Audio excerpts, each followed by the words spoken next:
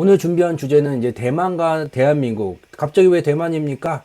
코로나19 특수 환경성 속에서 중화인민공화국을 넘어서는 경제의 발판 도약을 만든 곳이 비상하고 있는 국가가 대만이에요. 네, 오늘 10시가 됐고 오늘 준비한 내용 진행하도록 하겠습니다. 본 내용을 진행하기 전에 잠시 안내 말씀드리면 경제지표 스토리텔링의 모든 내용은 저작권법의 보호를 받습니다. 상업적 목적, 개인적 목적의 블로그 게재와 유튜브 방송 등을 통한 무단 도용 및 전제, 재배포를 금한다는 점 강조해서 안내 드리도록 하겠습니다.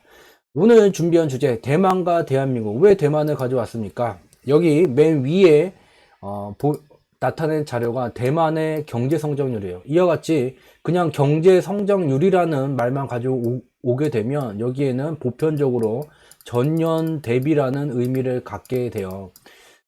보통 그냥 경제 성장률이라고 말하면 전년 대비를 말하고 분기 대비로, 직전 분기 대비로 보게 되면 조회를 한 데이터면 꼭 분기 대비라는 단어를 적어줘야 돼요. 그래서 대만에 코로나19 발생되기 전에 경제 대비 코로나19가 발생됐었던 2020년에 대만의 이제 경제 성장률을 보게 되면 세계에서 가장 많은 부를 일구는 국가 미국의 경제가 멈춰섰을 때, 미국, 유럽, 중동에 멈춰섰었던 2분기 때 대한민국의 수출 실적이 급락하게 되면서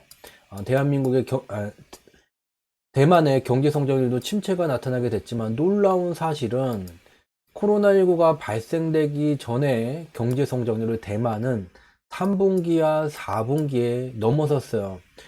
미국도 하지 못했고 중공도 하지 못했었던 그 놀라운 일을 대만이라는 국가가, 대만을 감히 중국이라고 불렀다가는 그 중국이라고 말하는 사람까지 싸잡아서 거의 뭐 매장을 시키게 되는 그 중화인민공화국의 채팅 세력들이 있죠.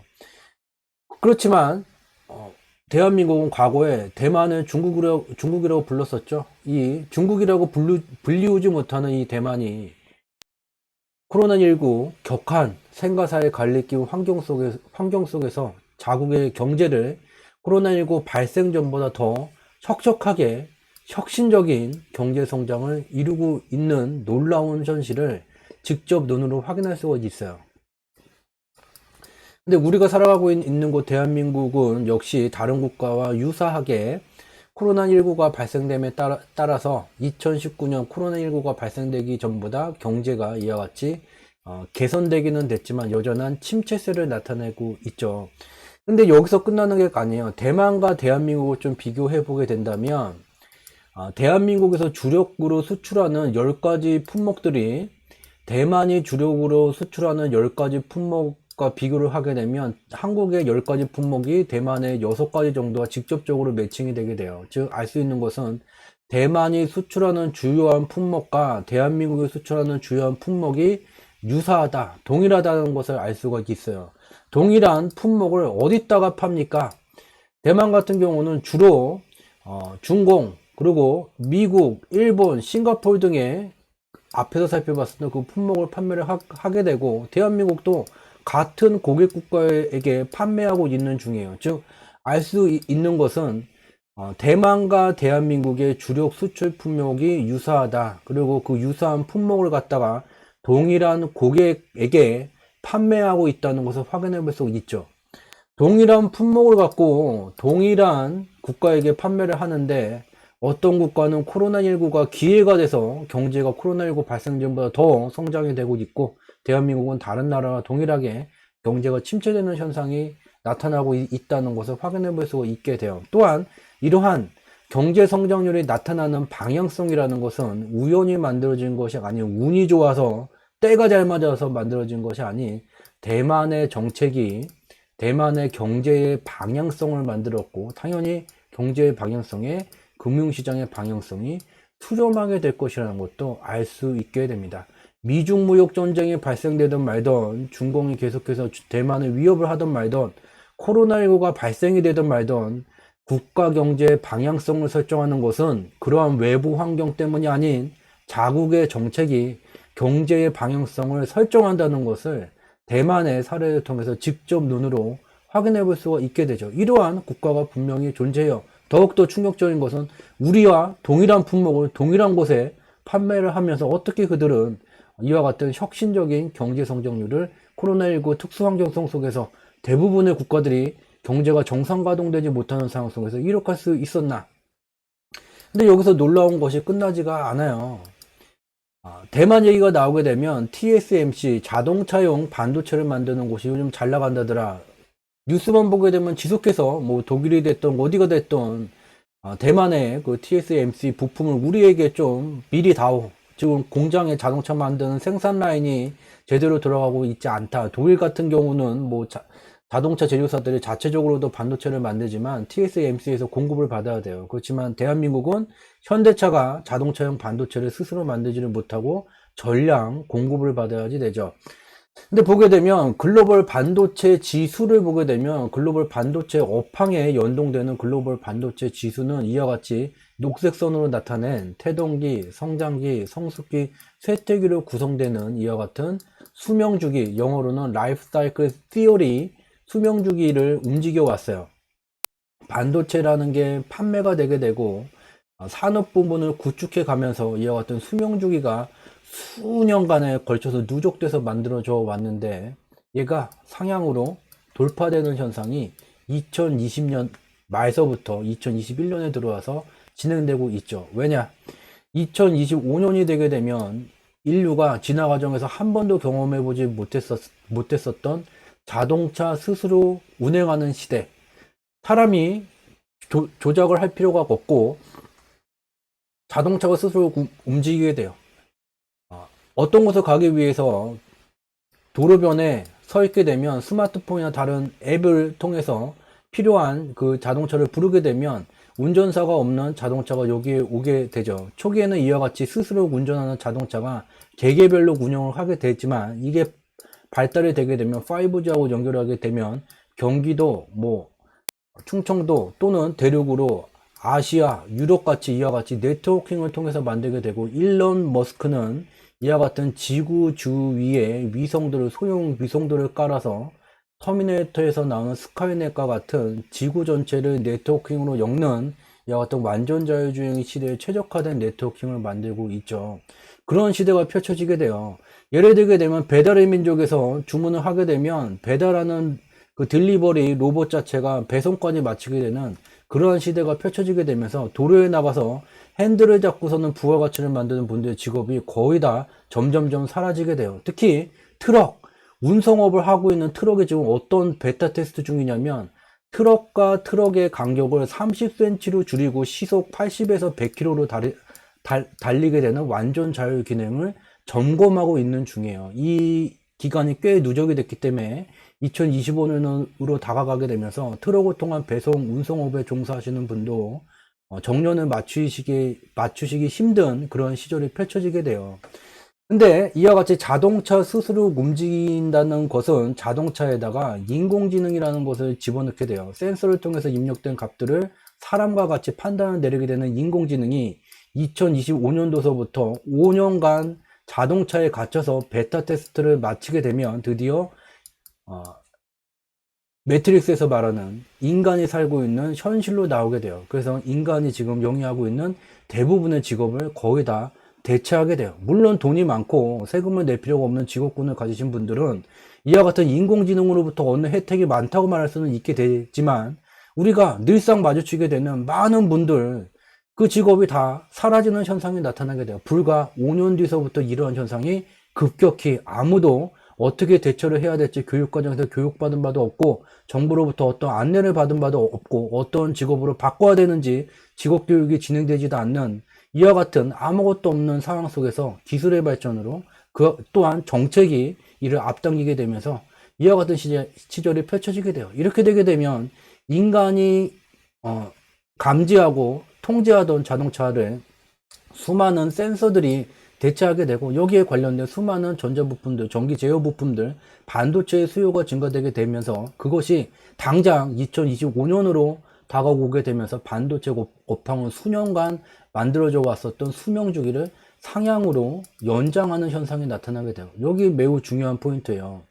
이 완전 자율주행의 시대, 인공지능의 시대와 관련된 이 산업들에 속해 있는 대부분의 기업의 주식 가격들은 이에 연동되는 현상들이 나타나고 있어요. 무슨 얘기냐면 글로벌 반도체 지수가 수명주기의 상방을 뚫었어요. 그러면 TSMC 당연히 연동돼서 상방을 뚫었어야 돼요. 이와 같은 현상들이 테슬라에서도 나타나고 있고 엔비디아에서도 나타나고 있고 대부분의 기업들에서 이와 같은 현상이 나타나게 돼요. 그러나 매우 안타까운 현상이 나타나게 되죠. TSMC가 수년간 창업 이래 만들어졌었던 매출 규모, 지금까지 구축해온 시장 점유율에 비례해서 만들어진 이 수명주기에 상방을 뚫는 현상이 나타났는데 왜 삼성전자는 아직도 이 태동기를 벗어나지 못한 채 상승의 생애를 시작도 못한 상황이 지속되고 있죠. 어디서부터 차이가 발생된 것인가 봐야 되겠죠. 그림이에요. 2017년이에요. 여기가 2017년도서부터 TSMC는 평균 상승 속도를 의미하는 경유지에서 상승세가 강해지면서 2021년으로 보게 되면서 상방을 뚫었어요. 삼성전자 그림이 매우 작아서 좀 양해의 말씀 드리고요. 여기가 2017년이에요. 2015년경에 쇠퇴기에 도착했었던 삼성전자의 주식 가격은 윤회 과정이 진행되게 돼요. 태동기를 넘어서게 되면 쇠퇴기까지 상승생애가 진행되게 되고 쇠퇴기에 이르게 되면 소멸하는 것이 아닌 새로운 생애를 만들기 위해서 출발했었던 태동기로 귀향하는 윤회의 과정이 진행되게 돼요. 삼성전자는 윤회 과정이 진행되게 됐고 2015년에 윤회 과정이 종료될 수 있는 태동기로 귀향이 완료됐어요. 그리고 다시 삼성전자는 2017년에 태동기를 넘어서게 되면서 1차 상승세계가 출발될 수 있는 조건을 만들었죠. 삼성전자는 2017년에 여기 정도에 와 있었고 TSMC는 여기 정도에 와 있었어요. 이 정도뿐이 격차가 나질 가능한데 지금은 얘는 상방을 뚫었고 얘는 아직 상승세계도 출발이 안 됐죠. 무슨 일이 벌어진 건가? 2017년 이후에 삼성전자의 주식 가격은 2020년 말까지 고점이 낮아지게 되는 하락 추세가 진행되게 됐죠.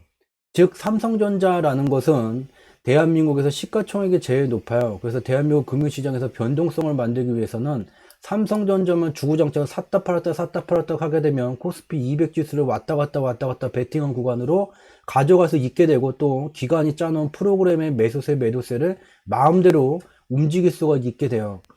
그래서 이 삼성전자 2017년 내 대한민국 경제성장률 3.2%, 2018년 대한민국 경제성장률 2.7%, 2019년 대한민국 경제성장률 소수점 두 번째 자리에서 두 번 반올림해서 2.0%.